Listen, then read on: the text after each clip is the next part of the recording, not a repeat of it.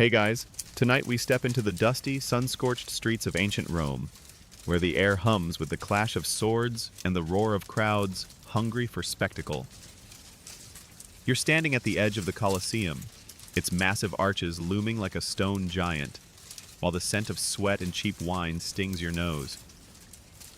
The Romans built an empire that shaped the world, but their reputation for cruelty, gladiators bleeding out, rebels crucified, emperors gone mad, makes you wonder, were they really that brutal?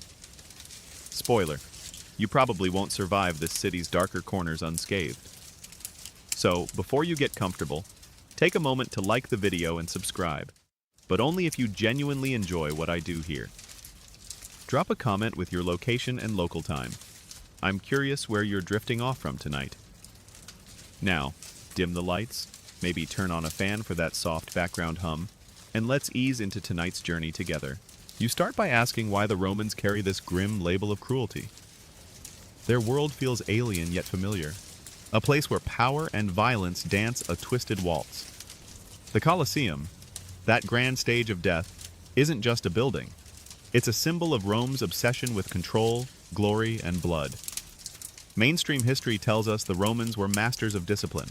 Soldiers marched in perfect lockstep, aqueducts carried water like clockwork. But their discipline often came with a brutal edge. Take their legal system. Stealing a loaf of bread could land you in chains, or worse, depending on the judge's mood. Yet, there's a quirky tidbit that muddies the picture. Romans loved their pet dogs, pampering them with jeweled collars and cushy beds, which feels oddly tender for a people we call heartless. Historians still argue whether this cruelty was unique or just par for the course in a world where survival demanded toughness. You wander deeper into Rome's psyche, imagining yourself as a wide-eyed traveler from some backwater village. The city overwhelms you. Marble temples gleam, but the alleys reek of filth and desperation. Cruelty, you realize, wasn't just about violence. It was woven into the culture's fabric. The Romans saw life as a hierarchy, with gods at the top, emperors just below, and slaves scraping the bottom. If you're a slave, your life's worth less than a merchant's mule. If you're a senator, you might still fear a dagger in the dark. This system bred a kind of casual brutality, where stepping on the weak was just business as usual. You smirk, thinking modern office politics aren't that different, just less stabby. But was it all blood and guts? Not quite. The Romans threw epic parties. Think togas, endless wine, and platters of peacock tongues. They wrote poetry that could make you cry, and built roads we still walk on. Yet, the shadow of cruelty never fully lifts. You hear whispers of emperors feeding enemies to eels, or forcing poets to drink poison for a bad verse. It's like Rome had a split personality, one half genius architect, the other a grinning executioner. You pause by a street vendor hawking garum, that stinky fish sauce Romans slathered on everything. Tastes like death, you mutter, chuckling at your own bad joke, but it fits the vibe.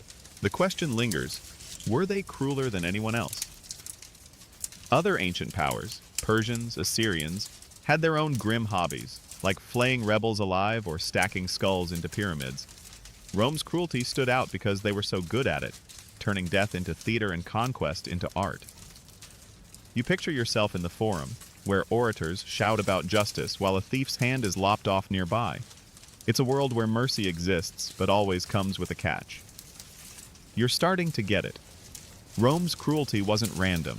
It was a tool, sharp as any gladius to keep the empire's gears turning. As you drift through this first stretch of the city, you feel the weight of Rome's contradictions. They built wonders, but broke people. They loved fiercely, but punished without blinking.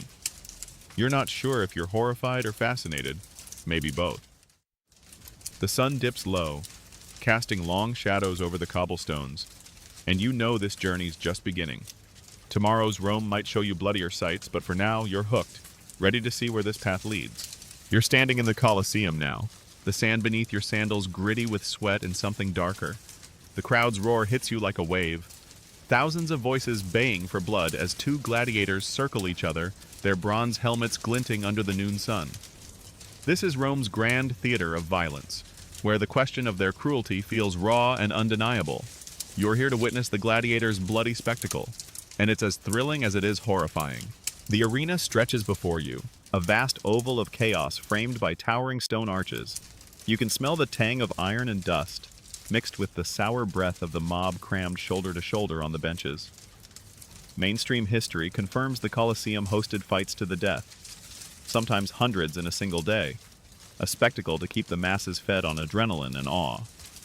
Gladiators, often slaves or prisoners, were trained to kill with brutal efficiency, their lives dangling on the crowd's whim. But here's a quirky tidbit. Some gladiators became rock stars, their names scrawled on tavern walls by adoring fans, even though they were one bad fight from a shallow grave. Historians still argue whether these fights were always lethal or if some were staged for drama, like a deadly version of pro wrestling. You lean forward, gripping the rough stone railing. The gladiators clash. A retiarius with his net and trident dances around a murmillo, whose heavy shield thuds against the ground.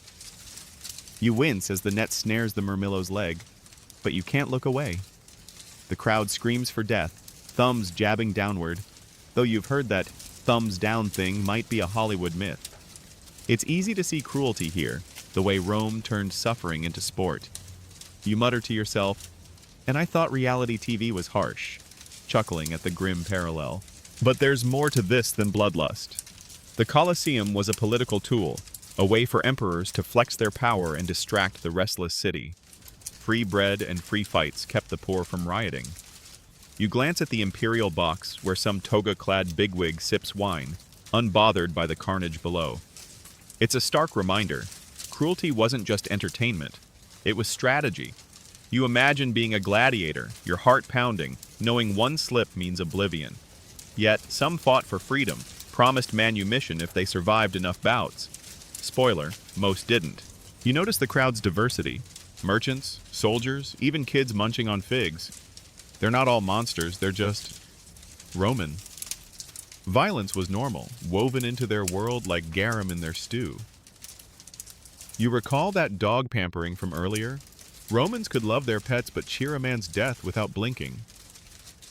It's a weird disconnect, like rooting for your team while ignoring the body count. You smirk, thinking, at least my fantasy football league doesn't end in actual funerals. The fight ends with a sickening crunch, one gladiator crumpling as the victor raises his sword. The crowd erupts, some weeping, others laughing. You feel a knot in your stomach, but you're also caught up in the energy, your pulse racing. Was this cruelty unique to Rome? Other cultures had their own grim games. Celts with ritual sacrifices, Persians with public floggings. But Rome made it a brand, a tourist trap for terror. You wander toward the arena's exit, passing vendors hawking clay gladiator figurines. Collect the whole set, one shouts, and you roll your eyes, muttering, capitalism never sleeps, huh? As you step into the sunlight, the Colosseum's shadow feels heavier. You're starting to grasp how cruelty was both spectacle and system, a way to glue Rome's sprawling empire together. The gladiator's blood wasn't just spilled for fun. It was a sacrifice to the idea of Rome itself. You kick a pebble, wondering what's next on this brutal tour. The city's pulse thrums around you and you know there's more to see, more to question. You're trudging along a dusty road just outside Rome, the air thick with the buzz of flies and the faint groans of those who've crossed the empire's unforgiving laws. Lining the path are wooden crosses, their grim cargo swaying in the breeze, a stark reminder of Rome's most notorious punishment. You're here to explore crucifixion's grim reality, and it's a sight that makes your stomach churn, even as you try to keep your cool. The crosses loom like twisted scarecrows, each bearing a man, or what's left of one, nailed or roped to the beams. You shield your eyes from the sun, catching the glint of sweat on weathered skin.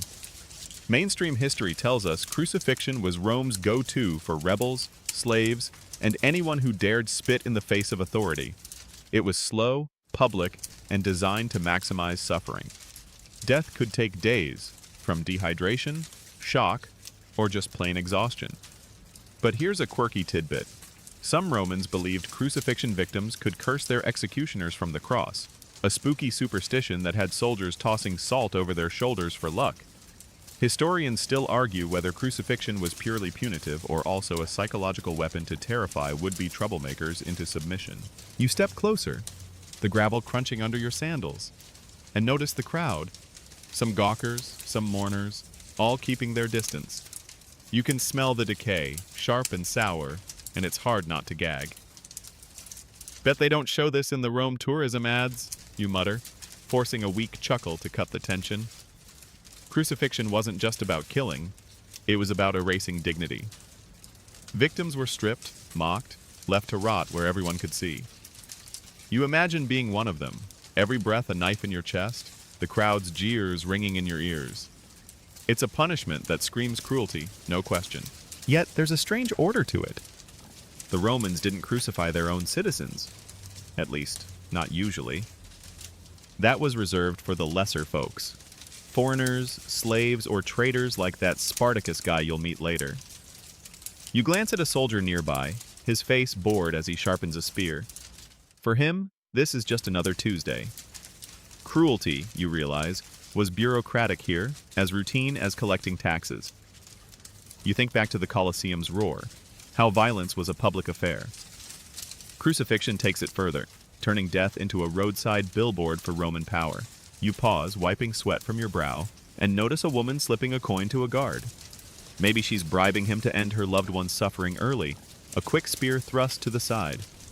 It's a grim kind of mercy, and you wonder how often it happened.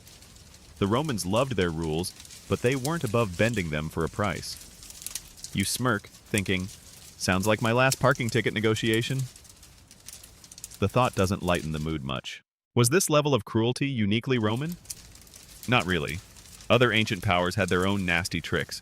Persians impaled enemies. Carthaginians burned sacrifices alive. But Rome perfected the art of making punishment a spectacle, a warning etched into the landscape. You kick a stone, watching it skitter toward the base of a cross. The victim's eyes meet yours, dull with pain, and you look away, ashamed of your curiosity. As you walk on, the crosses stretch into the distance, a forest of suffering. You're starting to see how Rome's cruelty wasn't just about violence. It was about control, about making sure everyone knew their place. You remember those pampered Roman dogs, their silly jeweled collars? And it hits you. This empire could love and destroy with the same cold efficiency. The road ahead promises more answers, but for now, you're left with the weight of what you've seen, the cross's shadows trailing behind you. You're weaving through the bustling heart of Rome now, the forum's marble columns gleaming as the sun climbs higher. But the air shifts, growing heavy with the scent of fear and anticipation. A crowd gathers near a raised platform, their murmurs rising like a swarm of bees. You're here to observe Rome's theatrical public executions, where death isn't just a punishment, it's a performance. The spectacle before you is as calculated as it is chilling, and you're about to see why Rome's cruelty loved an audience. The platform is crude but effective, draped with rough cloth and flanked by soldiers in polished armor. A man, hands bound, is dragged forward, his face bruised but defiant. The crowd jeers, tossing insults and the occasional rotten fig. Mainstream history confirms that public executions, beheadings, strangulations, or worse, were a Roman staple, staged to reinforce order and entertain the masses. These weren't hidden in dungeons. They were prime-time events, sometimes paired with chariot races or gladiator bouts. But here's a quirky tidbit. Some executioners were minor celebrities, known for their flair with a blade, their names cheered like modern-day influencers. Historians still argue whether these displays were more about justice or propaganda, a way to glue the empire together with fear and spectacle. You edge closer, the crowd's heat pressing against you. The condemned man's crime, maybe theft, maybe treason, is barked out by a crier, though half the crowd's too busy betting on how long he'll last to listen. You catch the glint of an axe, its edge catching the sunlight, and your stomach twists. Talk about a bad day at the office, you mutter, chuckling nervously to shake off the dread. This isn't just death, it's theater, complete with a script. The executioner struts, milking the crowd's roars, while a senator in the front row nods approvingly. It's cruelty dressed up as civic duty, and you're both repelled and weirdly hooked. You notice the details, the way the soldiers stand at attention, The way the crowd's mood swings from mockery to hushed awe when the axe falls. It's not random chaos, it's choreographed, like a play rehearsed 1,000 times. You think back to the Colosseum, where gladiators fought for glory, or the crosses dotting the roadside, silent warnings. Public executions fit the same pattern. Rome's cruelty was always on display, a reminder that stepping out of line had consequences. You imagine being in the crowd, shouting to fit in, but your heart's pounding, wondering if you dare look away. There's a strange intimacy here, too. The crowd knows the condemned. Maybe he's a local thief or a rebel who spat at a tax collector. It's personal, almost communal, like a twisted town hall meeting. You smirk, thinking, bet they didn't have popcorn, but this is basically Netflix for togas. Yet, the humor fades fast. The axe drops, the crowd erupts, and you flinch at the sound, the finality of it. Some cheer, others slip away, faces pale. You wonder if they're as shaken as you are. Was Rome alone in this? Not quite. Other ancient societies, Greeks, Persians, had public punishments, but Rome turned it into an art form, a festival of power. You recall those pampered Roman dogs, their silly collars? And it strikes you again. This empire could cuddle a pet and cheer a beheading in the same breath. You glance at a kid in the crowd, wide-eyed, clutching his mother's hand. He's learning the rules of this world, just as you're piecing them together. As the platform is cleared and the crowd thins, you linger, the cobblestones beneath you stained with more than just wine. Rome's cruelty, you're starting to see, wasn't just about blood. It was about making sure everyone watched, everyone understood. The forum hums back to life, merchants haggling, priests chanting, but the echo of that axe lingers. You head toward the city's edge, knowing this journey's got darker corners yet to explore. You're slipping through the narrow alleys of Rome now, where the din of the forum fades into the clatter of carts and the low moans of the unseen. The air smells of sweat and stale bread, and you catch glimpses of figures hunched in the shadows.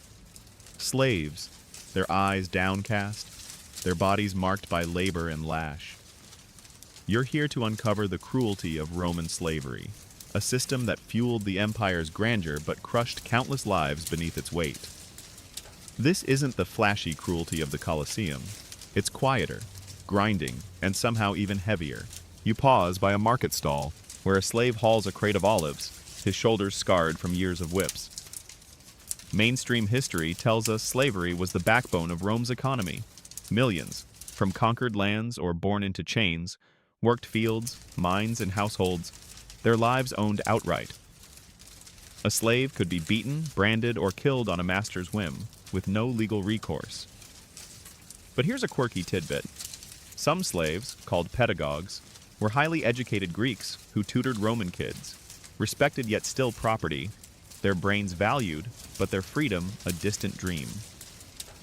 Historians still argue whether Roman slavery was harsher than in other ancient societies, like Greece, where slaves sometimes had more paths to freedom. You follow the slave as he shuffles toward a grand villa, its frescoed walls a stark contrast to his ragged tunic. You can hear the crack of a whip from somewhere nearby, and you wince, imagining the sting. Talk about a toxic work environment, you mutter, chuckling to keep the darkness at bay.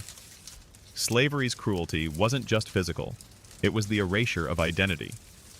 Names were replaced with numbers or nicknames like Lucky, ironic given their lot. You picture yourself in their place, every choice stripped away, your worth measured in coin. It's a slow suffocation, worse than a quick axe in the forum. Yet, there's a strange complexity here. Some slaves could earn tips, save up, and buy their freedom, becoming freedmen with limited rights. You spot a freedman's stall nearby, selling cheap jewelry, his proud smile hinting at a hard-won victory. But for most, freedom was a mirage.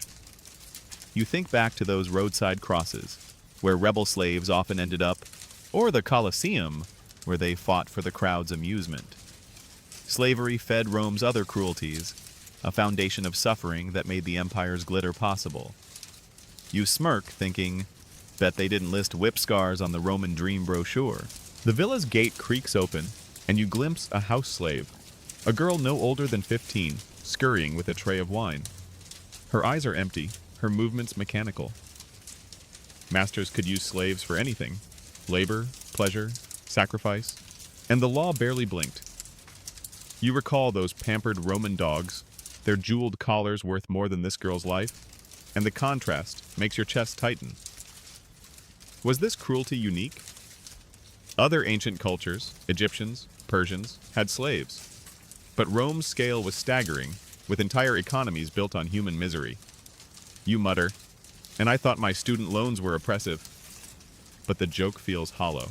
You wander on, passing a slave auction where voices haggle over lives like they're buying goats.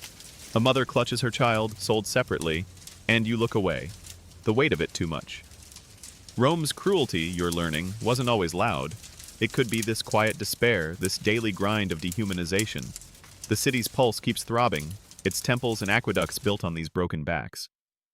You're starting to see how every piece of Rome's glory connects to pain, and it's a truth that sticks with you as you move deeper into the empire's shadows. You're marching now, dust kicking up under your sandals as you trail a Roman legion, their red cloaks snapping in the wind like bloodstains against the horizon. The rhythmic crunch of boots and the clink of armor fill the air, but there's a sharper edge. Screams from a burning village in the distance.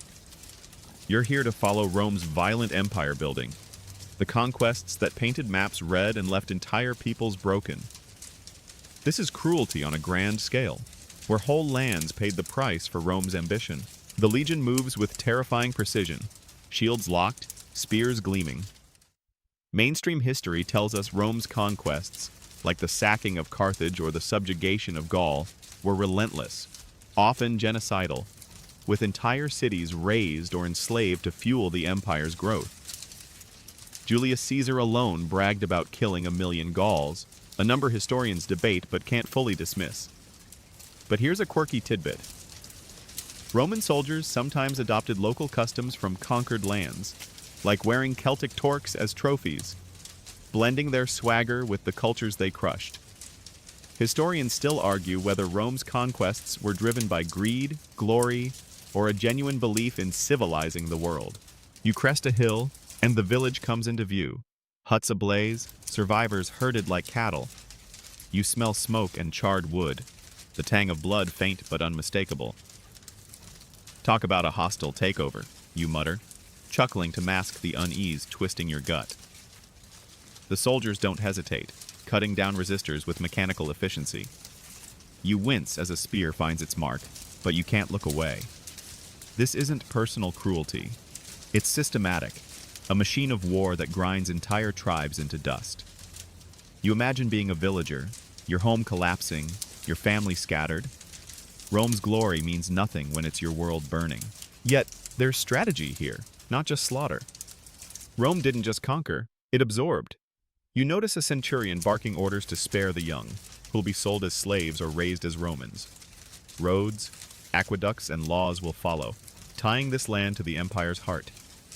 You think back to the slaves in Rome's alleys, their lives fueling this machine, or the Colosseum, where conquered warriors sometimes fought. Conquest wasn't a one-off. It was the root of Rome's other cruelties, feeding its hunger for power and spectacle. You smirk, thinking, bet their Yelp review for invasion is 1 star. The legion's discipline is chilling. Soldiers loot with precision, piling gold and grain onto carts while officers tally the haul.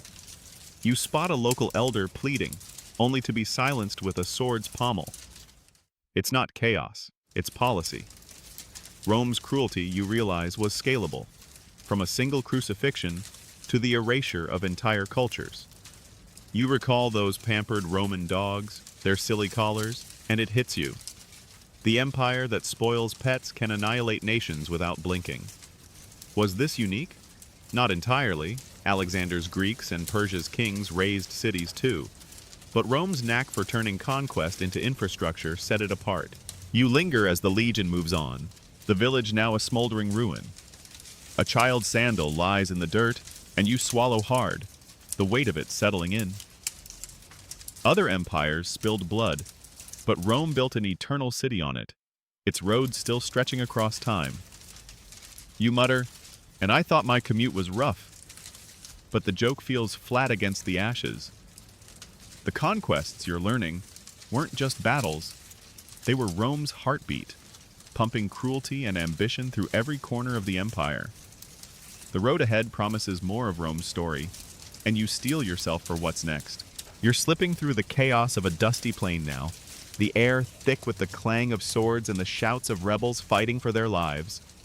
You're in the heart of a desperate uprising, surrounded by ragged warriors led by a man whose name echoes through time, Spartacus. You're here to join his defiant rebellion against Rome's crushing oppression, and the stakes couldn't be higher. This is cruelty met with courage, a spark of resistance in an empire built on chains. The rebels' camp is a makeshift sprawl of tents and stolen weapons, alive with the low hum of defiance. You spot Spartacus, broad-shouldered and scarred, rallying his fighters, slaves, gladiators, and outcasts, united by a dream of freedom. Mainstream history tells us Spartacus led a massive slave revolt around 73 BCE, the Third Servile War, challenging Rome's might with an army of tens of thousands. They won stunning victories before Rome's legions crushed them. But here's a quirky tidbit. Some rebels used kitchen tools as weapons, wielding ladles and spits against trained soldiers, a testament to their desperate ingenuity. Historians still argue whether Spartacus aimed to overthrow Rome or simply escape its grasp, his true goals lost to time. You crouch behind a barricade, the ground muddy with sweat and blood. The rebels clash with a Roman cohort, and you flinch at the sickening crunch of iron meeting flesh. Talk about sticking it to the man, you mutter, chuckling to keep your nerves steady. Spartacus fights like a lion, his gladius a blur, but you see the toll in his eyes. Every victory costs lives. You think back to Rome's slaves, their scarred backs in the market, or the crosses lining the roads, where rebels like these often end. This uprising is their answer, a refusal to bend under Rome's whip. You imagine being one of them, your heart pounding, knowing freedom might just mean a different kind of death. The cruelty here isn't one-sided. Rome's response is merciless. Villages burned for aiding rebels, captives crucified by the hundreds. You hear a distant scream, maybe a deserter caught by Roman scouts, and your stomach twists. Yet, the rebels aren't saints. They raid, they kill, their desperation turning brutal. You spot a young fighter, barely a teen, clutching a stolen dagger. His defiance is inspiring, but you know most won't survive Rome's wrath. You smirk, thinking, bet their battle cry wasn't live, laugh, love, but the humor feels thin against the carnage. Spartacus's rebellion shakes Rome's core, exposing the empire's reliance on slaves and the fragility of its control. You recall the Colosseum's gladiators, some trained like Spartacus, or the conquests that filled Rome's slave markets. This revolt ties it all together, a crack in the empire's armor. Was this unique? Other empires faced rebellions. Persia's satraps revolted, Egypt's peasants rose, but Rome's slave wars were massive, fueled by the sheer scale of its human trafficking. You mutter, and I thought my group project was a mess. You linger as the rebels regroup, Spartacus's voice rallying them for another fight. The air smells of smoke and resolve, but you know history's ending. Crucifixions along the Appian Way, thousands dead. Yet their defiance burns bright, a reminder that even Rome's cruelty could be challenged. You recall those pampered Roman dogs, their cozy beds, and it stings. An empire that cuddles pets can slaughter dreamers without pause. The battle's heat fades as you move on, the rebels' fire still flickering in your mind, urging you deeper into Rome's story. You're standing in the shadow of a gilded palace, its marble walls glowing under Rome's torchlit sky. The air hums with whispers of fear and decadence, and the name on everyone's lips is Nero, emperor, tyrant, and the poster child for Rome's darkest impulses. You're here to examine Nero's infamous cruelty, a reign that turned the city into a stage for his whims, where loyalty meant nothing and betrayal was a spark away. This is Rome at its most unhinged, and you're about to see why Nero's name still chills. You slip into a crowded atrium, where senators and sycophants murmur nervously, their eyes darting to the emperor's throne. Nero, draped in purple, lounges with a lyre, his face a mix of boyish charm and menace. Mainstream history tells us Nero ruled from 54 to 68 CE, blamed for atrocities like murdering his mother, Agrippina, and kicking his pregnant wife, Poppaea, to to death, though some sources debate the details. His reign culminated in the Great Fire of Rome, which he allegedly watched while singing, later pinning on Christians. But here's a quirky tidbit. Nero fancied himself an artist, performing in public theaters, and Romans had to clap or face exile, or worse. Historians still argue whether Nero was truly mad or just a product of absolute power gone unchecked. You catch a whiff of incense, cloying and thick, as Nero strums a note, his gaze sweeping the room. You feel the tension, like a bowstring about to snap. Talk about a performance review from hell, you mutter, chuckling to ease the knot in your chest. His cruelty wasn't just violent, it was theatrical. You hear whispers of his punishments.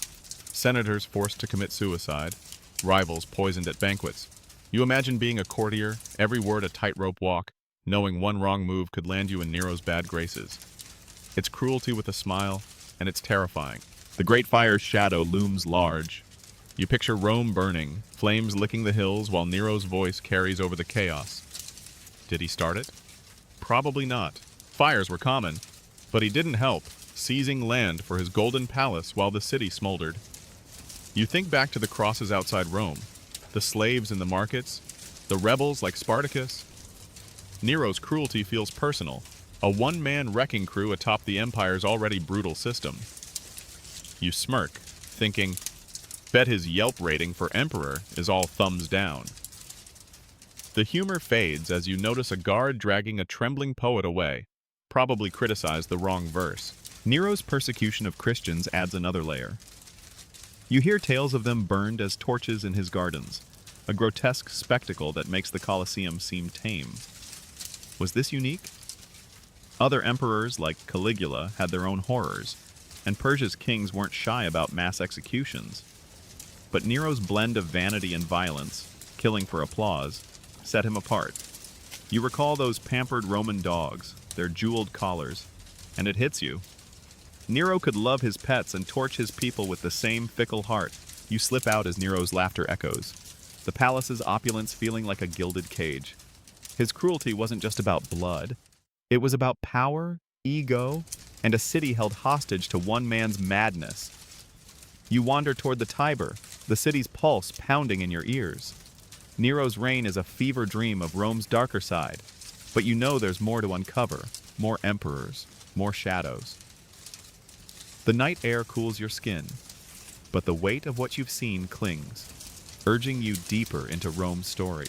You're drifting through Rome's gilded streets now, where whispers of madness cling to the air like damp mist. The palace looms, its corridors buzzing with tales of an emperor who makes Nero seem almost tame. Caligula, the name alone enough to hush a room. You're here to question his bizarre brutality, a reign so wild it feels like a fever dream of cruelty.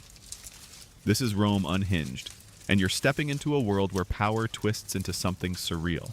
You find yourself in a lavish banquet hall, the tables groaning with peacock and dormice, the air thick with wine and unease. Caligula, young and sharp-eyed, lounges at the head, his smile ablade.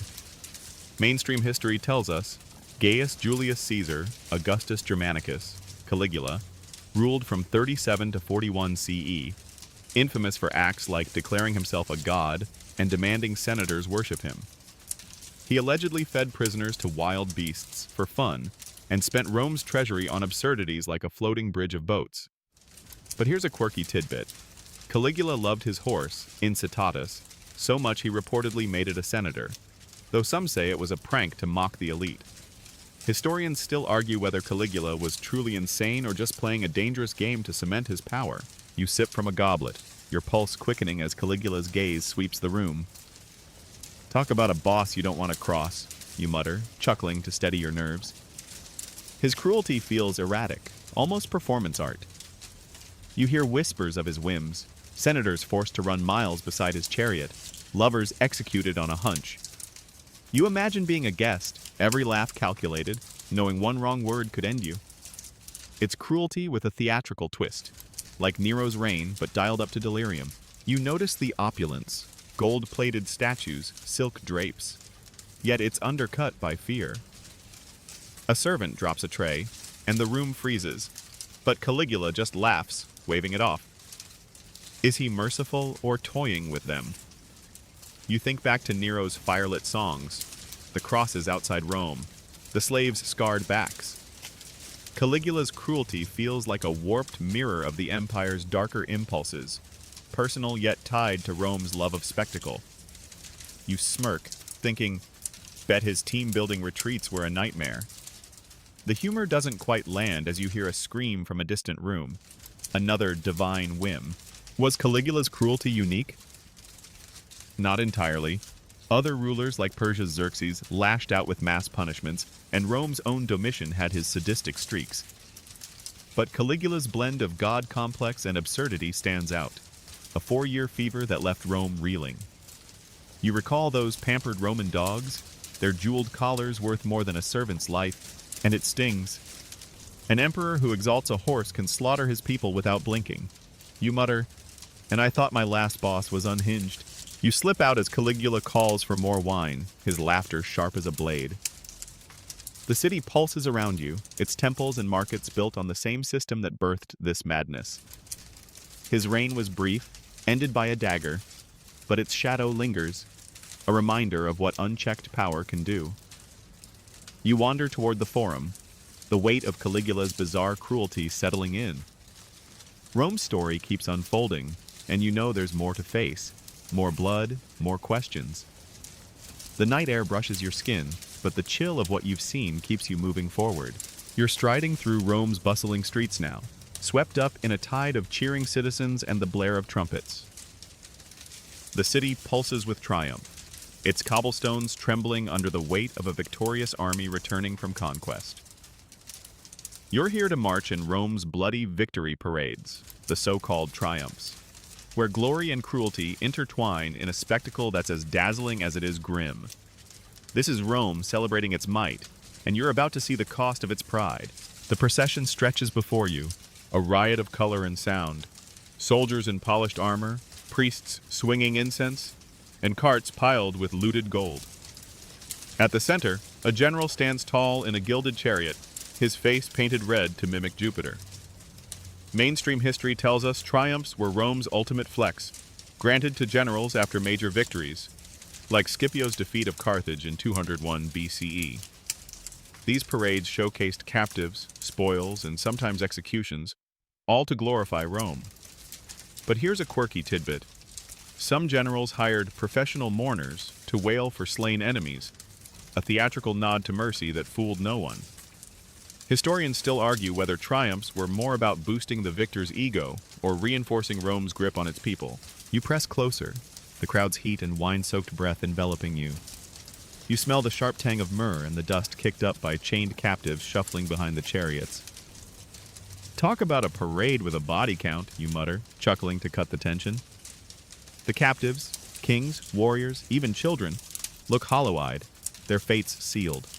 Slavery, execution, or a lifetime as trophies. You wince as a Gaulish chieftain stumbles, jeered by the mob. This isn't just celebration, it's humiliation. Cruelty dressed in laurel wreaths. You imagine being one of them. Your home burned, your pride crushed under Rome's boot. It's a slow, public death, even if the axe hasn't fallen yet. The triumph's pageantry is meticulous. You notice banners depicting conquered lands, painted with exaggerated gore to thrill the crowd. You think back to the burning villages of Rome's conquests, the slaves in the markets, the rebels like Spartacus. Triumphs are the victory lap, turning bloodshed into propaganda. The general tosses coins to the crowd, who scramble like pigeons, and you smirk, thinking, bet they'd cheer for a free sandwich too. But the humor fades as you spot a captive strangled quietly at the parade's end, a ritual sacrifice to Jupiter. The crowd barely notices, too drunk on glory. Was this cruelty unique? Not quite. Persian kings paraded defeated foes, and Assyrians loved their victory steles, but Rome's triumphs were a cultural institution, choreographed to perfection. You recall those pampered Roman dogs, their silly collars, and it hits you. An empire that fusses over pets can parade human misery with the same flair. You mutter, and I thought my hometown's parade floats were tacky. The joke feels flat against the captive's vacant stares. You linger as the procession winds toward the Capitoline Hill, the general ascending to offer thanks to the gods. The crowd roars, but you feel the weight of the spectacle. The lives are raced to make this moment shine. Rome's cruelty, you're learning, wasn't just in its violence, but in its ability to make that violence a festival. The city's pulse keeps throbbing, its temples and arches built on these moments of triumph. You turn away, the cheers fading, ready to uncover more of Rome's complex heart, knowing each step reveals another layer of its story. You're weaving through Rome's crowded forum now, the air buzzing with the sharp voices of orators and the clink of coins changing hands. Around you, magistrates in crisp togas preside over disputes, their faces stern as they mete out justice, or what passes for it. You're here to navigate Rome's unforgiving legal system, where laws were as rigid as iron and punishments could slice through lives like a gladius. This is cruelty codified, and you're about to see how Rome's rules kept order at a brutal cost. You pause by a wooden platform where a trembling man faces judgment, his wrists bound with rough rope. Mainstream history tells us Roman law, rooted in the 12 tables from 450 BCE, was a cornerstone of the empire, outlining crimes and penalties with chilling clarity. Stealing could mean flogging, arson could mean burning alive. Citizens had some protections, but non-citizens and slaves faced harsher fates. But here's a quirky tidbit. Romans sometimes let the accused defend themselves by reciting poetry, believing a good verse could sway the gods' favor. Historians still argue whether Roman law was a triumph of order or a tool to crush the weak under the guise of justice. You catch the scent of sweat and cheap wine as the crowd murmurs, betting on the man's fate. The magistrate's voice booms, listing the charge, debtor's default, and you wince at the sentence, sold into slavery. Talk about a credit score from Hades, you mutter, chuckling to ease the knot in your stomach. The system's cruelty lies in its precision. You imagine being the accused, your life reduced to a ledger, your freedom hinging on a bribe or a whim. It's not chaotic like Caligula's tantrums. It's cold, deliberate, a machine that grinds slow but sure. You notice the crowd's mix, merchants, freedmen, even a senator scribbling notes. Justice here is public, a spectacle like the triumphs or executions you've seen. You think back to the crosses outside Rome, the slaves' scarred backs, the captives in victory parades. The law ties it all together, a web that snares the powerless while shielding the elite. A slave nearby drops a crate, and his master's whip cracks without hesitation. Legal, expected, normal. You smirk, thinking, bet they didn't have a report workplace abuse hotline. The humor fades as the debtor is dragged away, his family's wails cutting through the forum's din. The law's reach is vast. You hear of patricians dodging punishment with clever lawyers, while plebs face exile or worse for lesser crimes. It's a system that loves hierarchy, just like Rome itself. You recall those pampered Roman dogs, their jeweled collars worth more than a slave's life, and it stings. An empire that codifies pet care can codify human misery with the same zeal. Was this unique? Not entirely. Babylon's Code of Hammurabi had its own harsh penalties, but Rome's legal machine was global, enforcing order from Britain to Egypt. You mutter, and I thought my parking fines were rough. You linger as the crowd thins, the magistrate moving to the next case. A thief, maybe, or a traitor. The forum hums, its marble gleaming, but you feel the law's shadow, heavy as the crosses you passed. Rome's cruelty, you're learning, wasn't just in its bloodlust, but in its ability to make suffering lawful, routine. The city's pulse keeps beating, its courts and temples built on this unyielding order. You turn toward the streets, ready to peel back another layer of Rome's story, the weight of its justice trailing you like dust. You're slipping through Rome's shadowed streets now, where torchlight flickers against weathered stone and the air carries a faint tang of fear. The city's pulse quickens with rumors of forbidden gatherings, whispered prayers in hidden rooms. You're here to witness Rome's attacks on early Christians, a brutal clash of faith and power that stains the empire's legacy. This is cruelty fueled by suspicion, and you're about to see how Rome turned belief into a death sentence. You pause outside a nondescript house, its door cracked just enough to let out a soft hymn. Inside, a handful of Christians kneel, their faces lit by a single lamp. Mainstream history tells us Rome persecuted Christians sporadically but viciously, especially after Nero's reign in the 60s CE, when he blamed them for the Great Fire.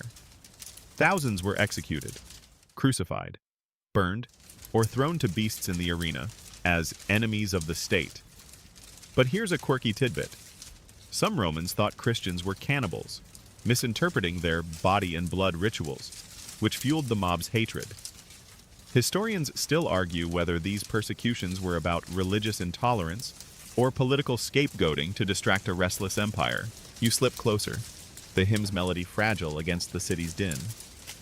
You smell damp earth and olive oil, but there's a tension that makes your skin prickle. Talk about a risky book club, you mutter, chuckling to keep the unease at bay. A sudden clatter, soldier's boots, sends your heart racing. The door bursts open, and the worshippers scatter, but not fast enough. You wince as a young man is dragged out, his face calm despite the chains. This isn't just punishment, it's erasure, a message to anyone daring to defy Rome's gods. You imagine being one of them, your faith a secret that could light you up like a torch in Nero's gardens. The cruelty here is public, like the executions in the Forum, or the triumphs you marched in. You think back to Nero's laughter, Caligula's whims, the slaves' scarred backs. Persecution fits Rome's pattern. Difference is a threat, and threats are crushed. You hear tales of Christians fed to lions in the Colosseum, the crowd cheering as if it's just another gladiator bout. Yet there's defiance too. A woman whispers a prayer as she's led away, and you're struck by her resolve. You smirk, thinking, bet their group chat was all about courage. The humor feels thin as you spot blood on the cobblestones. Was this cruelty unique? Not quite. Persians targeted rebellious sects, and Egypt's pharaohs crushed dissent. But Rome's scale and spectacle, turning faith into arena fodder, set it apart. You recall those pampered Roman dogs, their jeweled collars, and it hits you. An empire that pampers pets can burn believers with the same cold efficiency. You mutter, and I thought my office's no politics rule was strict. The joke doesn't land, not with the soldiers' torches fading into the night, their prisoners gone. You linger as the street quiets, the hymn's echo lost to the wind. Rome's cruelty, you're learning, wasn't just about blood, but about control, stamping out anything that challenged its order. The city keeps humming, temples glowing, markets bustling, but you feel the weight of those hidden prayers, their courage, a flicker in the dark. You turn toward the next corner of Rome's story, knowing each step uncovers more of its brutal heart, the shadows of faith and power trailing you. You're wandering Rome's crowded tenements now, where the air is thick with the stench of unwashed bodies and simmering stew. Laundry flaps above narrow alleys, and children dart past, their laughter sharp against the grind of daily life. You're here to discover the harsh realities of Roman society, the quiet cruelties woven into the everyday lives of the poor, the overlooked, the ones who keep this empire running. This isn't the loud brutality of the Colosseum or Nero's whims. It's the slow, grinding pain of survival, and you're about to feel its weight. You duck into a cramped insula, a rickety apartment block where families stack like amphorae in a warehouse. The walls are thin, the floor gritty with dirt. Mainstream history tells us most Romans, plebs, freedmen, and slaves, lived in such places, scraping by on bread and garum while the elite lounged in villas. Life expectancy hovered around 30, with disease and malnutrition claiming countless lives, especially among the poor. But here's a quirky tidbit. Some tenement dwellers kept tiny clay altars to household gods, believing a quick prayer could ward off collapse. Optimistic, given the shoddy construction. Historians still argue whether Rome's social cruelties were deliberate neglect or just the inevitable cost of a sprawling empire. You climb a creaking staircase, the air heavy with smoke from a neighbor's brazier. A woman haggles over a wilted cabbage below, her voice frayed. Talk about a budget tighter than a gladiator's grip, you mutter, chuckling to ease the knot in your chest. Life here is a daily gauntlet. Fires spark without warning, water's a trek to a distant fountain, and rent could mean choosing between food and shelter. You imagine being her, your bones aching from hauling water, your kids' hunger a constant ache. It's cruelty by indifference. Rome's glitter built on the backs of those it barely sees. You notice the details. A child with a cough that won't quit, a man limping from a workshop injury, no physician in sight.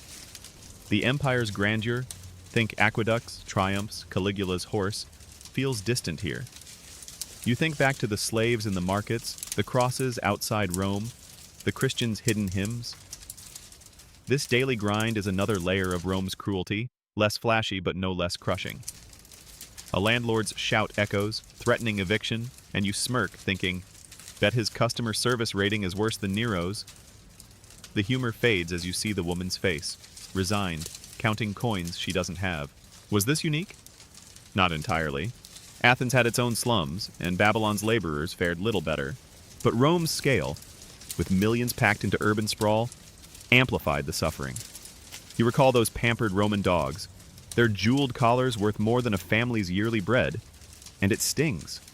An empire that fusses over pets can let its people rot in plain sight. You mutter, and I thought my apartment's mold problem was bad. The joke feels hollow against the child's cough, the mother's quiet despair. You step back into the alley, the tenement's shadow heavy. Rome's cruelty, you're learning, wasn't just in its spectacles but in its silences, the way it let the weak fend for themselves while marble temples soared.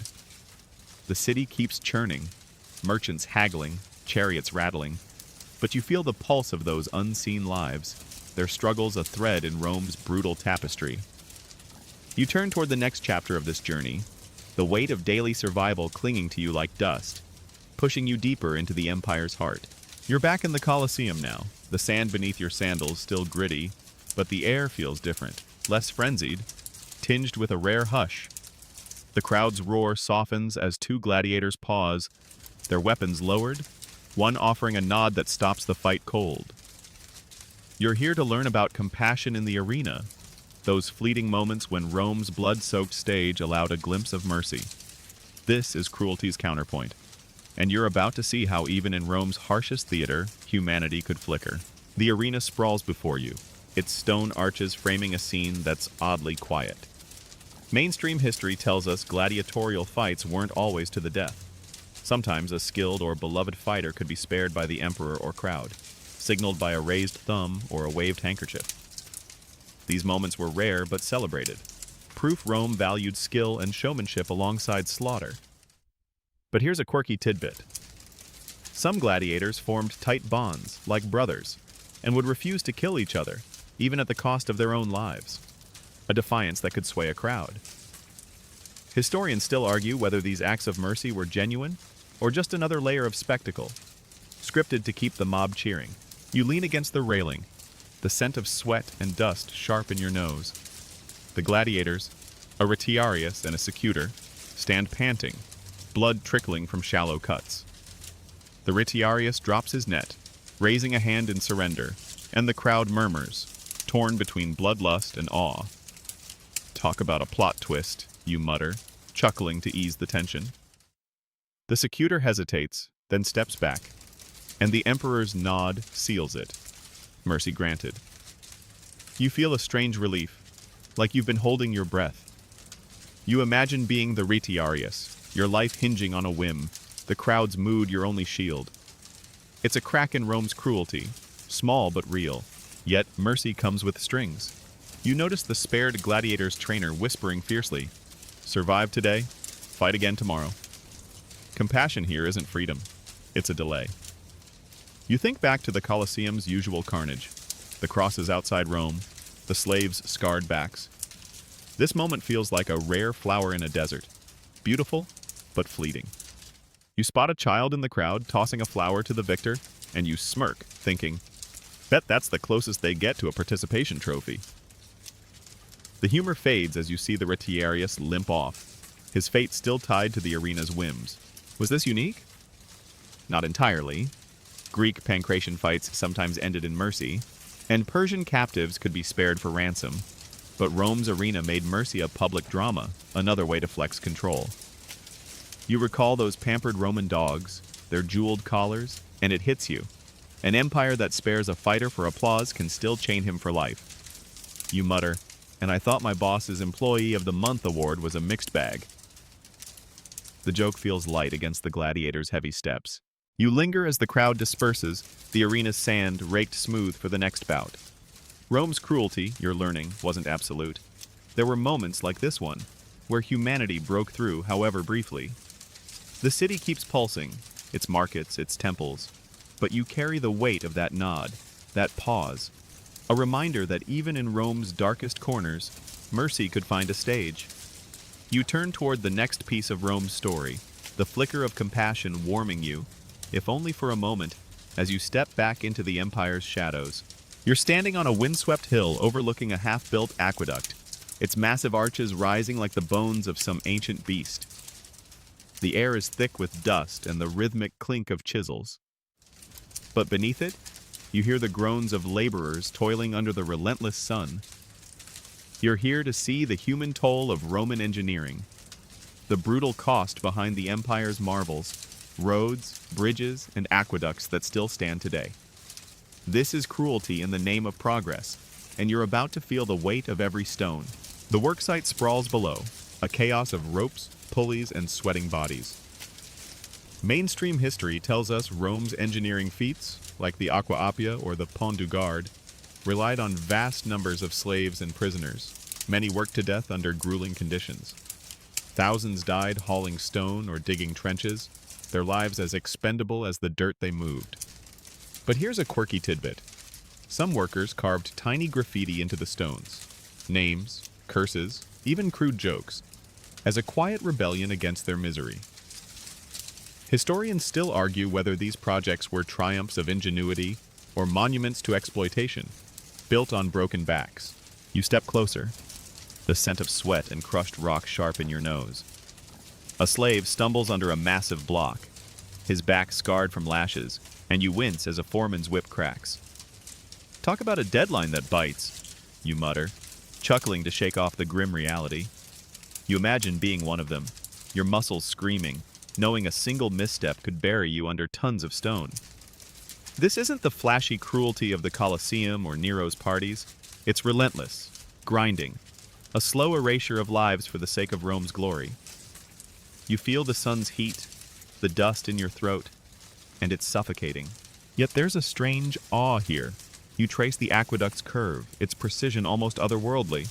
These structures carried water to millions, tamed rivers, and made Rome eternal. But at what cost? You think back to the slaves in the markets, the crosses outside Rome, the mercy in the arena. This is another thread in Rome's cruel tapestry, progress built on suffering. You spot a boy, maybe 10, hauling water to the workers, his eyes dull. His life's worth less than the stone he serves, and you smirk, thinking, bet they didn't get Employee Appreciation Day. The humor falls flat as you see him trip, a guard's shout following. Was this unique? Not entirely. Egypt's pyramids and Persia's palaces also claimed countless lives. But Rome's engineering was systematic, global, its scale unmatched.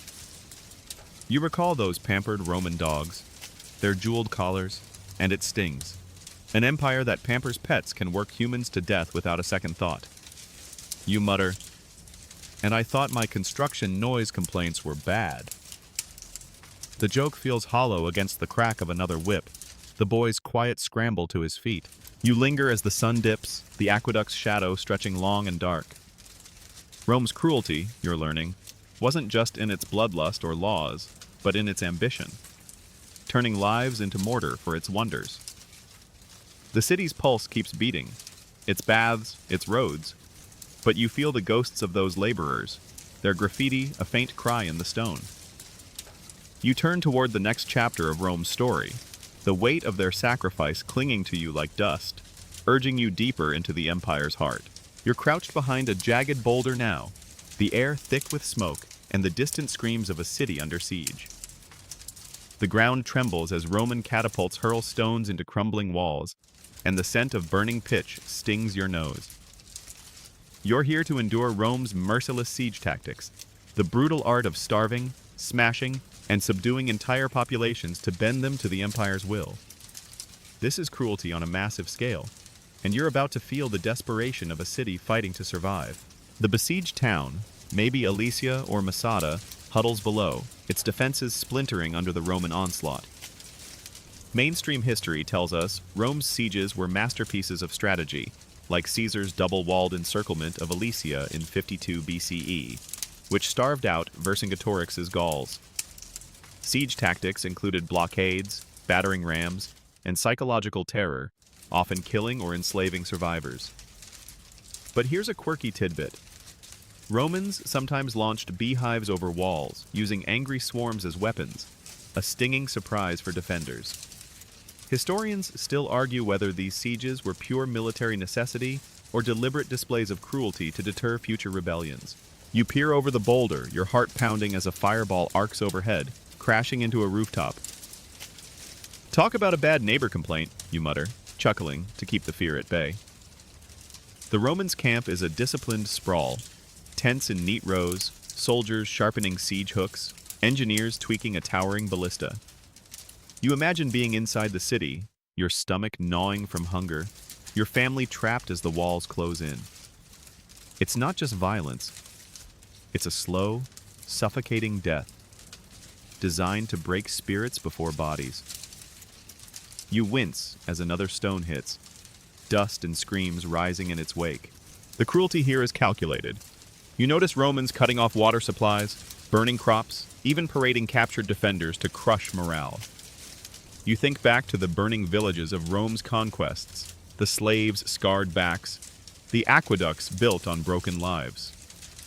Sieges are conquest's grim cousin, turning whole cities into sacrifices for Rome's glory.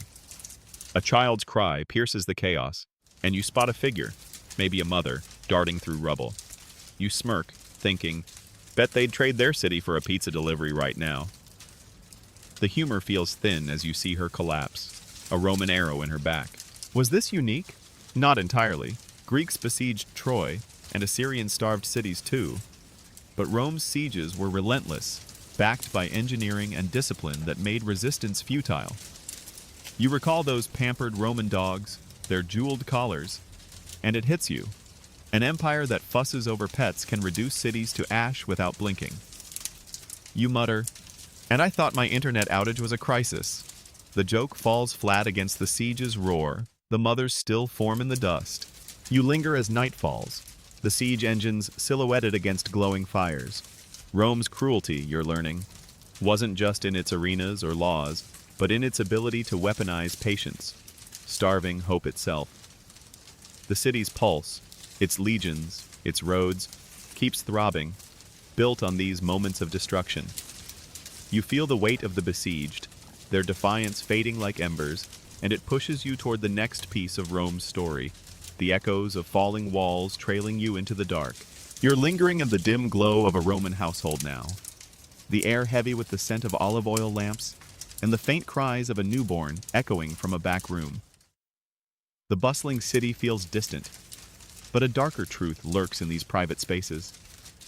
You're here to confront Rome's chilling family customs, specifically the practice of infanticide, where unwanted babies were abandoned to fate.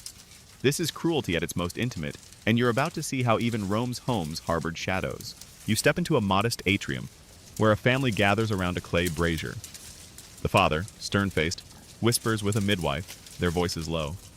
Mainstream history tells us infanticide was common in Rome, especially for deformed, illegitimate, or excess children, often girls, left at refuse heaps or exposed on hillsides to die or be taken by slavers. The practice was legal, even expected, with fathers holding the power of life and death over newborns. But here's a quirky tidbit. Some Romans placed amulets on exposed babies, hoping the gods might spare them, a strange mix of superstition and resignation. Historians still argue whether this was cold pragmatism or a deeper cultural cruelty, rooted in survival or prejudice. You catch the flicker of a lamp as the midwife slips out, her bundle suspiciously still. Your stomach twists.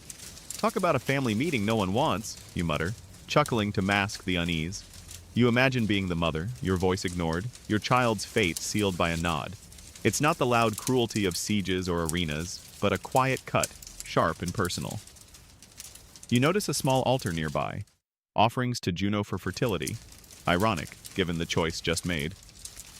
This practice feels like Rome's underbelly, tied to the slave's scars, the crosses, the triumphs you've seen. Cruelty here wears a domestic face, chilling in its normalcy. You wander to the street, where a refuse pile looms, a faint whimper rising from it. You flinch, knowing what's there. The law backs this. Fathers could reject babies without penalty, especially if they strained resources or threatened inheritance. You think back to the tenement's hungry children, the aqueduct's broken laborers. Infanticide fits Rome's pattern. The weak are expendable, whether in war or at home. You spot a passerby drop a coin near the pile, maybe a gesture to the gods, and you smirk, thinking, bet that's not in the Roman parenting handbook. The humor fades as the whimper weakens, the night swallowing it. Was this unique? Not entirely. Greeks exposed infants too, and Sparta prized only the strong. But Rome's scale and legal sanction made it stark, a city of marble built on discarded lives. You recall those pampered Roman dogs, their jeweled collars worth more than a child's breath, and it stings.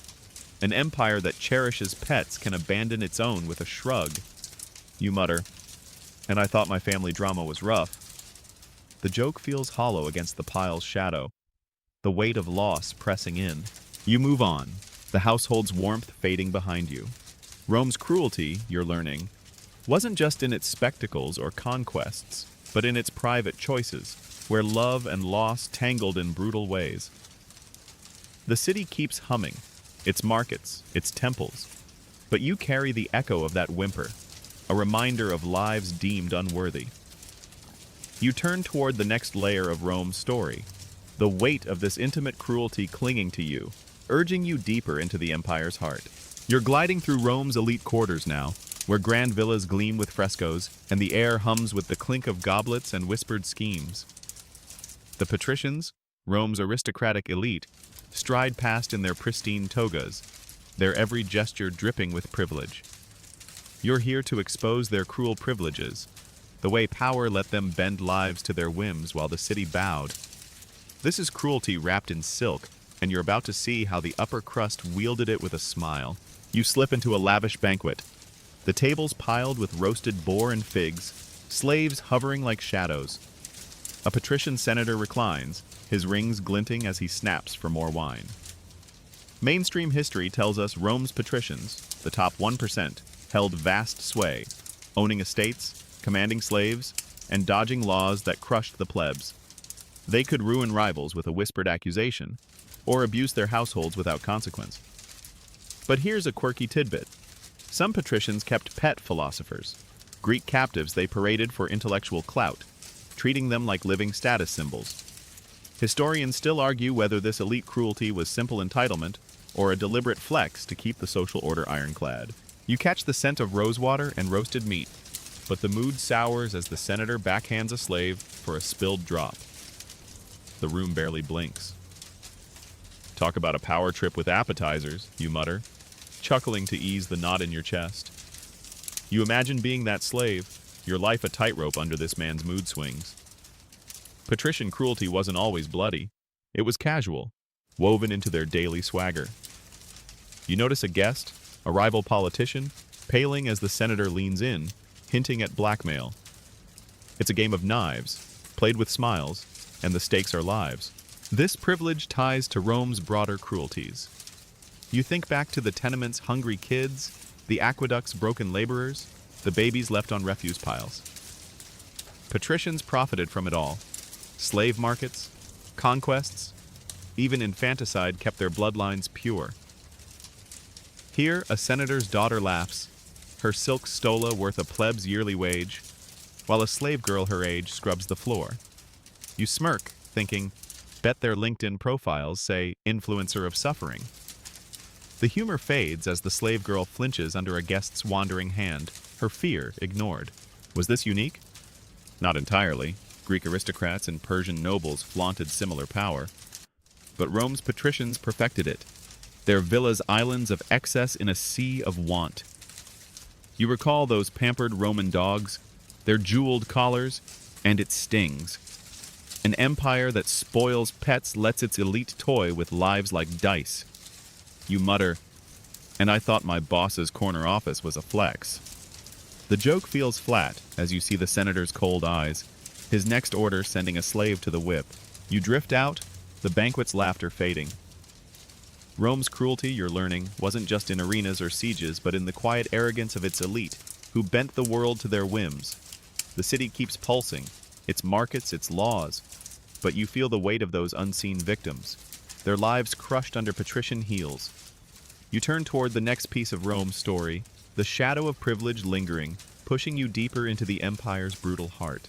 You're trudging across a scorched plain now, the air thick with the acrid stench of burned fields and the distant wail of shattered lives. Roman legions march in lockstep, their red standards snapping as they hunt down the last sparks of a rebellion. You're here to watch Rome crush uprisings ruthlessly, a brutal reminder that defiance against the empire came at a devastating cost.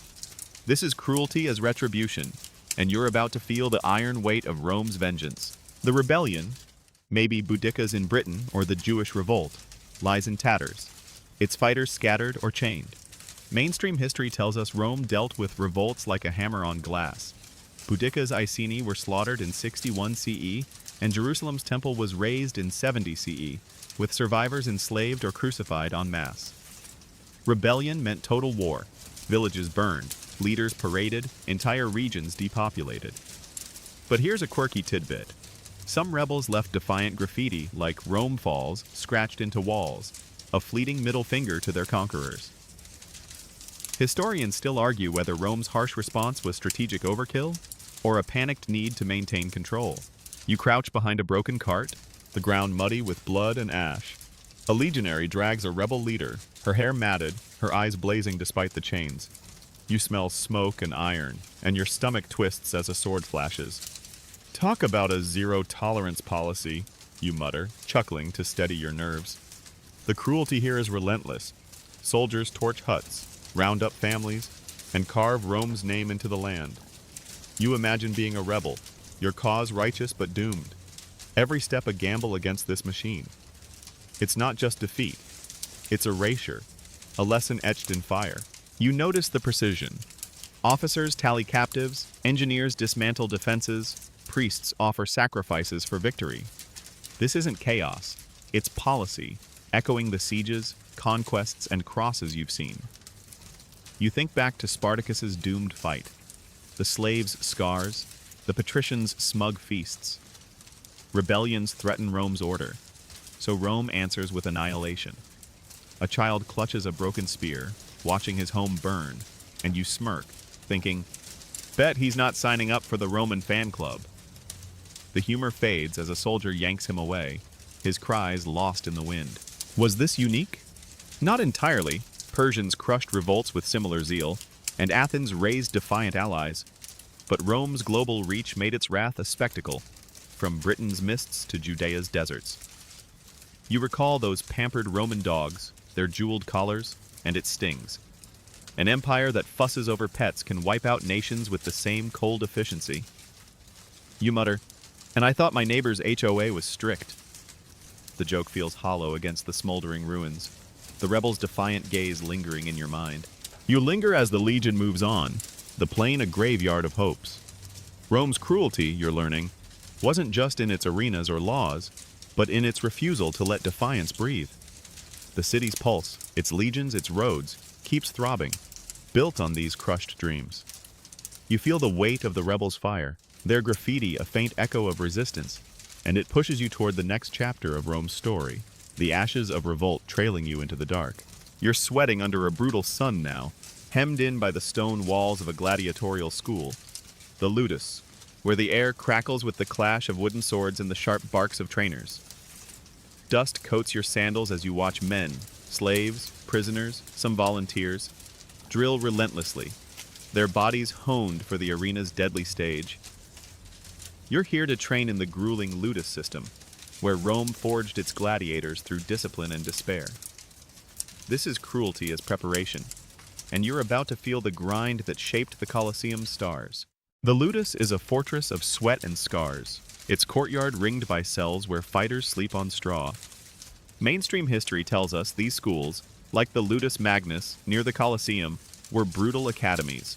Trainees faced starvation diets, savage beatings, and mock fights that could kill, all to craft skilled killers for Rome's entertainment. Most never saw freedom, though a few earned fame and manumission.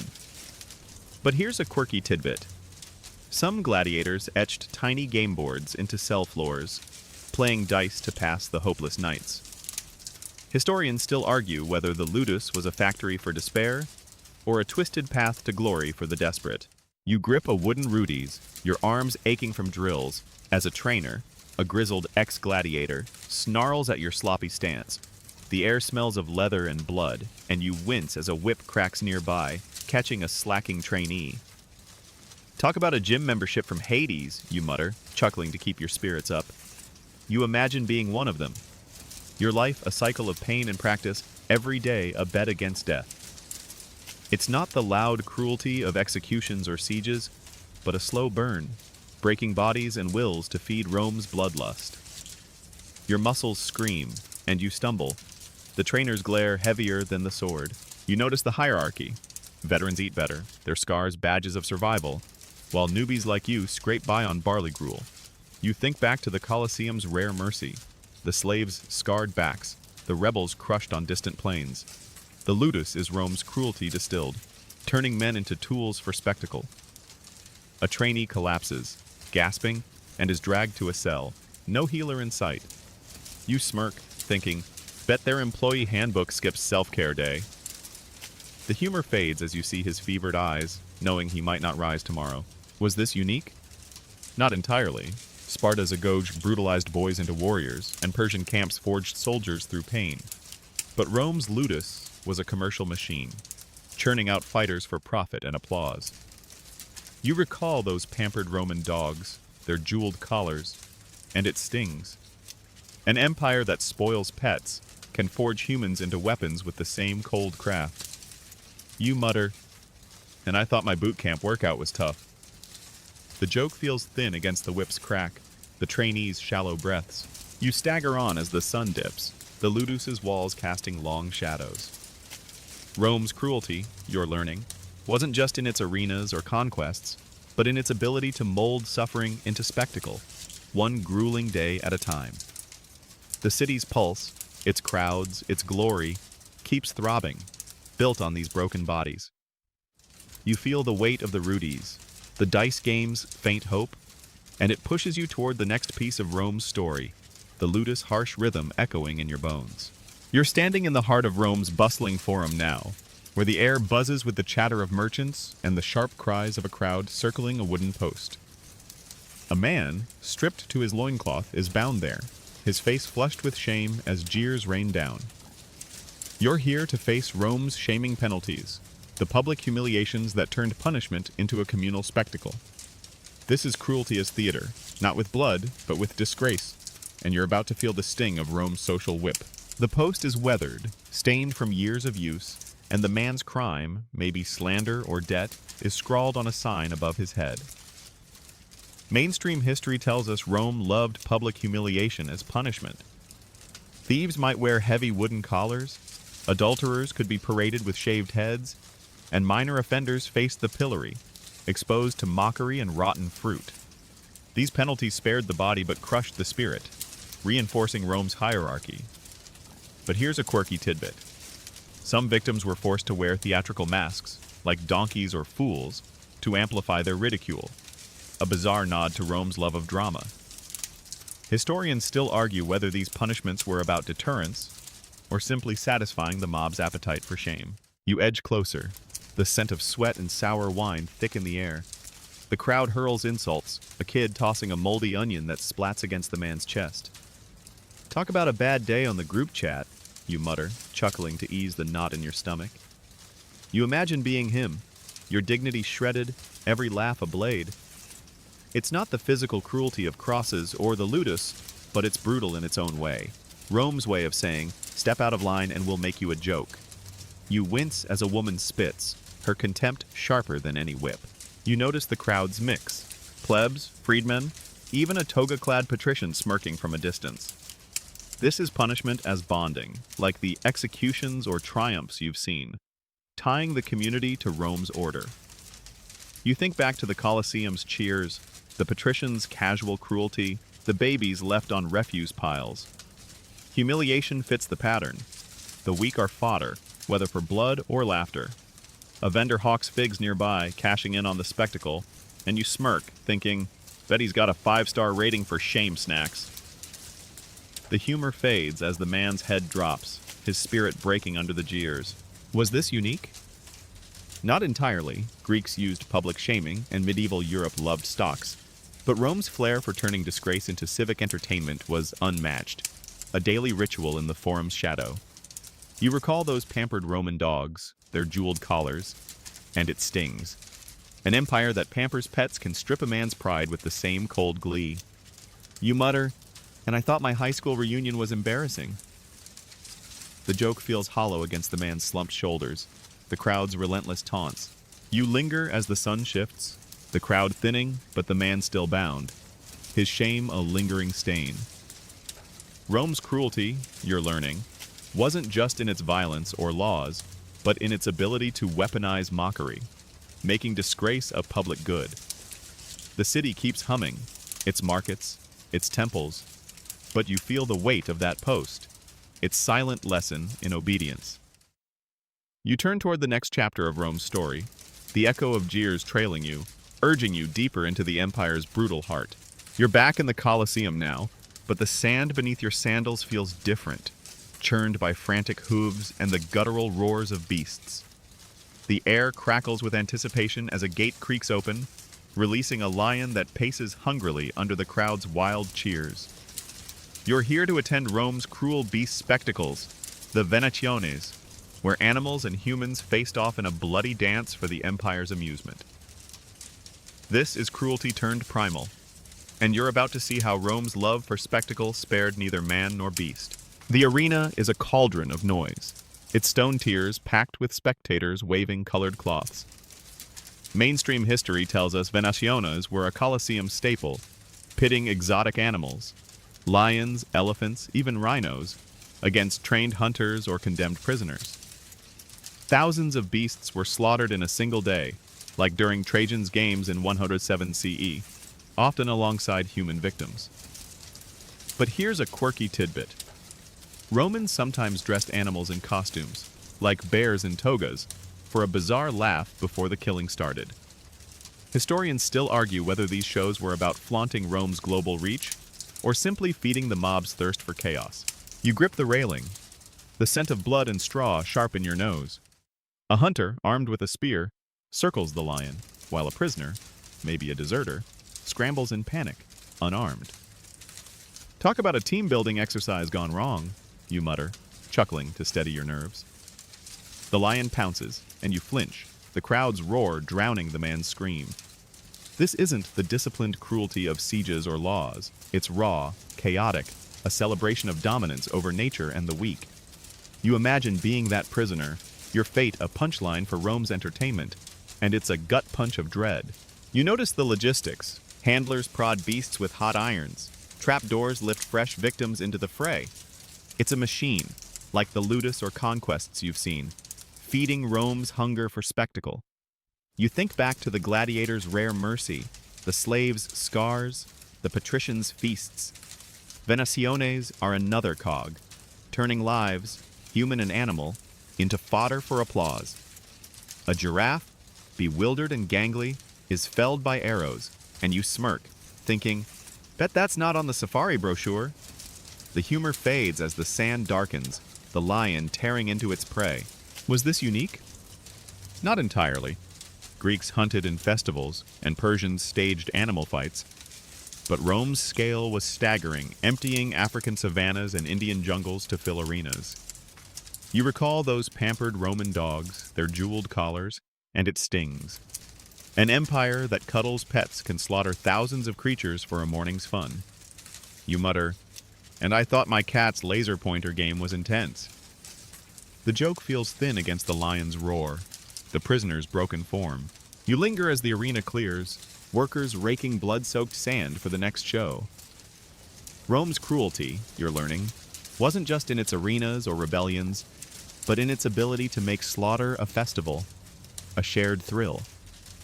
The city's pulse, its crowds, its glory, keeps throbbing, built on these primal displays. You feel the weight of the beasts' roars, their fleeting fight a mirror to Rome's victims, and it pushes you toward the next piece of Rome's story, the Colosseum's echoes trailing you into the dust. You're stepping back from the Colosseum's roar now, the city's pulse softening as you wander toward a quieter vantage point, a hill overlooking Rome's sprawl. The air carries the faint scent of olive groves, and you take a breath, ready to shift gears. You're here to compare Rome's violence to other empires, to put their cruelty in context, and ask, were the Romans really that brutal, or just playing the same grim game as everyone else? This is cruelty through a wider lens, and you're about to see how Rome's shadow stacks up. You settle on a stone bench, the city's temples and aqueducts glinting below. Mainstream history tells us Rome's violence, gladiators, crucifixions, conquests, wasn't unique. Other ancient powers matched or exceeded it. Assyrians flayed rebels alive, Persians impaled entire armies, and Carthage sacrificed children to their gods, acts that make Nero's antics seem tame. Rome's body count was high, but so was Alexander's in his march across Asia. But here's a quirky tidbit. Romans kept detailed records of their violence, like tallies of slain enemies, while others, like the Huns, left boasts but fewer receipts. Historians still argue whether Rome's cruelty stood out for its scale, its spectacle, or simply because their records survived to haunt us. You trace the horizon, imagining Persia's execution fields or Egypt's labor camps. Talk about a global cruelty competition, you mutter, chuckling to ease the weight of it. Rome's edge was its theater, turning death into the Colosseum's drama or triumph's parades. You think back to the lion's roar in the Venatianes, the ludus brutal drills, the babies left on refuse piles. Other empires killed, but Rome made it a brand, a tourist draw. You picture a Persian satrap crucifying rebels, grim, but no cheering crowd. Rome's cruelty was public, polished, a shared ritual that glued the empire together. Yet, others weren't slouches. You recall Assyria's reliefs, showing kings stacking skulls, or Sparta's cryptia, where young warriors hunted helots for sport. Rome's sieges, like Alicia, starved cities, but so did China's warring states, with entire populations buried alive. You smirk, thinking, bet they didn't swap cruelty tips at ancient empire meetups. The humor fades as you consider the human cost, no matter the flag. Rome's cruelty feels vivid because you've walked its streets, felt its crosses' shadows, but the world beyond was no kinder, just less documented. You notice a merchant below, haggling over wine, life churning on. Rome's cruelty, like Persia's or Egypt's, was a tool. Control, power, legacy. You recall those pampered Roman dogs, their jeweled collars, and it hits you. Every empire spoiled some while crushing others, whether pets or priests. Was Rome worse? Maybe not. But their stage was bigger, their echoes louder. You mutter, and I thought my history class was brutal. The joke feels light against the city's sprawl, its story a mirror to a world where cruelty was currency. You linger, the sun warming your skin. Rome's cruelty, you're learning, wasn't an outlier but a variation, amplified by their knack for spectacle and survival. The city's pulse, its roads, its laws, keeps beating, tied to a broader human story of power and pain. You feel the weight of that context, a tapestry of empires woven with blood, and it pushes you toward the next piece of Rome's tale, the wider world's shadows trailing you like dust. You're strolling through the forum's polished heart now, where marble columns gleam and the air hums with the low drone of magistrates reciting laws. The crowd parts for a toga-clad judge, his scroll heavy with the weight of Rome's legal legacy. You're here to weigh Rome's harsh but lasting justice, the system that bound an empire together while cutting deep with its unyielding blade. This is cruelty as order, and you're about to see how Rome's laws left a mark that outlasted its bloodiest spectacles. You pause by a stone tablet, its carved edicts worn but stern, spelling out penalties for crimes from theft to treason. Mainstream history tells us Roman law, evolving from the 12 Tables to the Justinian Code, was a cornerstone of the empire, influencing modern legal systems with concepts like contracts and citizenship. But it was brutal: flogging for minor theft, execution for rebellion, and no mercy for slaves.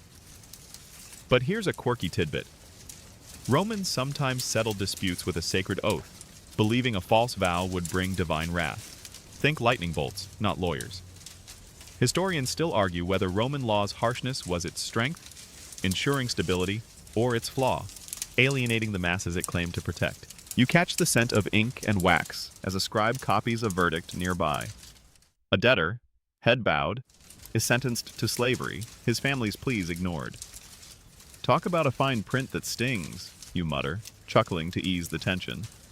You imagine being him, your life erased by a quill's stroke, the law's cold logic your only judge. It's not the raw cruelty of Venetianes or sieges, but it's relentless, a machine that values order over empathy. You wince as the debtor's dragged off, his fate sealed by Rome's unblinking justice. You notice the forum's rhythm, merchants haggling, priests chanting, all under the law's shadow. This system tied Rome's cruelties together, from the Colosseum's blood to the patricians' privileges. You think back to the Ludus's whip, the rebels' crushed hopes, the babies left to fate. The law justified it all, a framework that made suffering legal, even noble.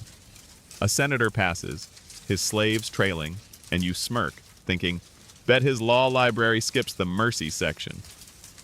The humor fades as you see the debtor's wife, clutching a child, vanish into the crowd. Was this unique? Not entirely. Babylon's Hammurabi had his code and Athens its juries, but Rome's law was global, stretching from foggy Britain to sun-scorched Egypt, its influence echoing in today's courts. You recall those pampered Roman dogs, their jeweled collars, and it stings. An empire that crafts legal masterpieces can crush lives with the same precision. You mutter, and I thought my parking ticket was unfair. The joke feels thin against the tablet's stark words, the debtor's fading cries. You linger as the sun shifts, the forum's pulse steady under the law's iron grip. Rome's cruelty, you're learning, wasn't just in its arenas or conquests, but in its ability to make justice a tool of control, its legacy both brilliant and brutal. The city keeps moving, its roads, its temples, but you feel the weight of those tablets, their rules a thread in Rome's enduring story. You turn toward the final piece of this journey, the law's long shadow trailing you, urging you to the empire's heart one last time. You're wandering Rome's twilight streets now, the city's clamor softening into a gentle hum as torches flicker against weathered stone. The air carries the faint scent of baked bread and river mud, and you feel the weight of your journey. Crosses, arenas, laws, and broken lives, settling like dust. You're here to find glimmers of kindness in Rome, those rare moments when the empire's heart beats softer, proving even a place so brutal could cradle compassion. This is cruelty's quiet counterpoint, and you're about to see Rome's humanity peek through the cracks. You pause by a small shrine, where a woman leaves a clay figurine for a sick child, her whispered prayer blending with the evening breeze. Mainstream history tells us Romans weren't all cold. Acts of charity, like patrons freeing slaves or senators funding public baths, dotted the empire. Freedmen often honored their former masters, and families mourned lost infants, even those society deemed disposable. But here's a quirky tidbit. Some Romans adopted stray cats, believing they brought luck, a tender quirk in a city that cheered for lions. Historians still argue whether these kindnesses were genuine or just social maneuvers to gain favor in Rome's cutthroat hierarchy. You step closer, the shrine's warmth a contrast to the forum's stern tablets. A man slips a coin to a beggar, his gesture quick but deliberate. Talk about a plot twist in Rome's script, you mutter, chuckling to ease the weight of memory. You think back to the Colosseum's rare mercy, the Ludus's dice games, the rebels' defiant graffiti. Kindness here is a flicker, not a flame. Slaves freed on a master's deathbed, a patrician tossing bread to tenement kids. You imagine being that beggar, your hunger eased by a stranger's whim, a brief spark in Rome's grinding machine. It's not enough to erase the crosses or sieges, but it's real. You notice a freedwoman nearby, her stall brimming with herbs, her smile proud. She was once property, like those in the markets, but now she's carving a life. Rome's cruelty, think Caligula's whims, the Venetians' roars, dominates, yet these acts of care weave through its story. You smirk, thinking, bet their version of pay it forward came with a toga. The humor softens as you see the woman share her bread with a street urchin, her kindness a quiet rebellion against the empire's harsh math. Was this unique? Not entirely. Greeks had their philanthropists, Persians their alms, but Rome's scale made its kindnesses stand out, like stars in a stormy sky. You recall those pampered Roman dogs, their jeweled collars, and it hits you. An empire that loves pets can also love, however fleetingly, its people. You mutter, and I thought my neighbor's cookie drop-off was sweet. The joke feels light, a nod to the shrine's gentle glow. As you linger, the city's edges blur, its pulse slowing. Rome's cruelty was vast, conquests, laws, blood, but so was its capacity for care, however small. You feel the beggar's coin, the freedwoman's bread, their warmth a thread in Rome's brutal tapestry, tying your journey's end to its beginning. The stars are out now, their light soft against Rome's fading glow. You're sinking into the quiet, the city's stories, gladiators, rebels, emperors, and all, drifting like leaves on the Tiber. Their weight eases, no longer a burden but a whisper, a tale told in the dark. You're safe here, wrapped in the night's embrace, where crosses and cheers can't reach. Let the fans hum lull you, the world slowing to a gentle rhythm. Picture the shrine's flicker, the beggar's coin, those small kindnesses holding you close. Sleep calls, soft and sure, carrying you past Rome's shadows to a place of rest. Drift now, let the journey fade, and sink into peace. Sweet dreams. Sweet dreams.